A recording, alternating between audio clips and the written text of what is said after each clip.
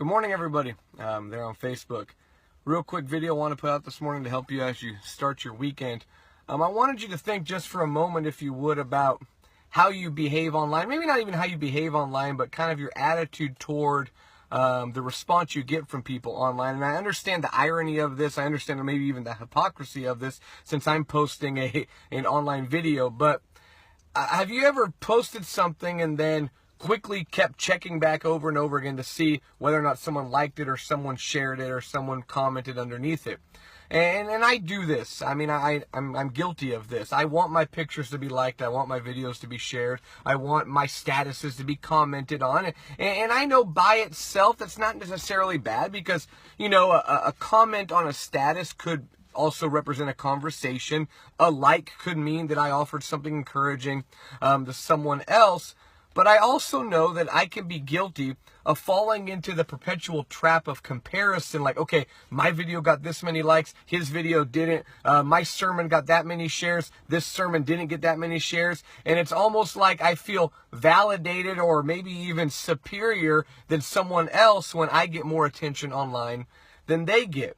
And we do this with lots of things. It's not just, you know, our behavior online. We do it with, you know, trying to show off to those around us. We want to be seen as the person with better clothes, or a better car, a prettier spouse, fancier vacations, more successful children. On and on. It becomes all about us and never about anyone else. And it's almost like we're just sitting around trying to see how great we can make everybody think we are. But this morning, my thought for you real quickly is just this. Those who think they are great never will be. Let me prove that to you from the Bible. Mark chapter 9, and it's over in Mark chapter 9 during the middle of Jesus' ministry. But you have an interesting situation take place. Jesus has been doing some magnificent things. He was transfigured before them on the mountain a few verses before. He's been healing people. He's predicting his death and his resurrection from the dead. In the middle of all of that, here's his disciples. The disciples are arguing about something. And Jesus knows what they were arguing, but he calls them out on it. So when they came to Capernaum, and when they came to the house, this is Mark chapter 9, verse 33, Jesus asked them, "What were you discussing on the way?" So he knows, but he asked them, "What were you talking about?" But they kept silent, for on the way they had argued with one another about who was the greatest. So they were arguing in the middle of being around Jesus. They were arguing in the midst of true greatness amongst themselves who was the greatest. And that's pretty much a stupid discussion. Jesus is the greatest that ever was and ever will be. But here you got the disciples arguing amongst themselves between, okay, I know he's the greatest, but among us, who's number one? So in the middle of that, here's what Jesus does. Jesus goes, and Jesus takes a child among them. It says, "If anyone would be first, he must be last of all and servant of all.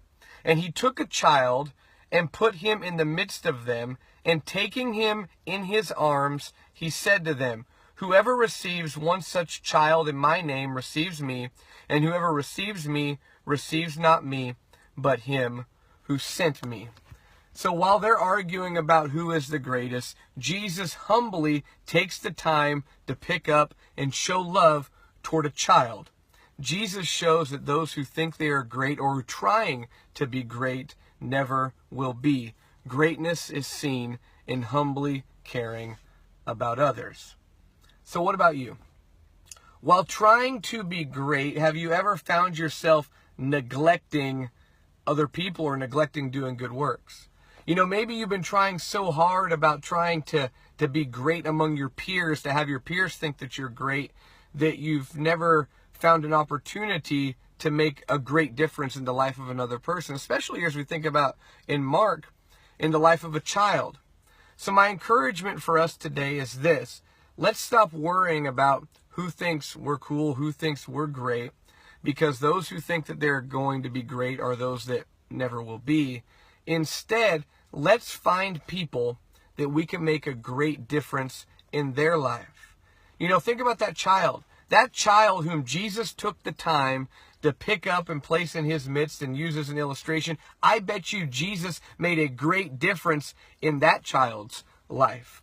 I bet you that child thought Jesus was great. He didn't care about the disciples. The disciples are over there trying to see who gets the most likes, who gets the most shares, who's the most popular, who's the greatest. And during all of that, here's Jesus actually making a great impact in the life of a child. So my encouragement for us is, let's go out there and make a great difference. And we do that by being great for somebody. We do that by taking the time to reach out to those that maybe are neglected.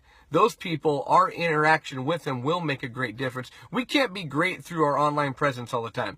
We can't be great by how many people like our statuses or who share our pictures, but we can make a great difference in the life of someone, especially in the life of a child. That's all the thoughts I have for today. Have a blessed weekend.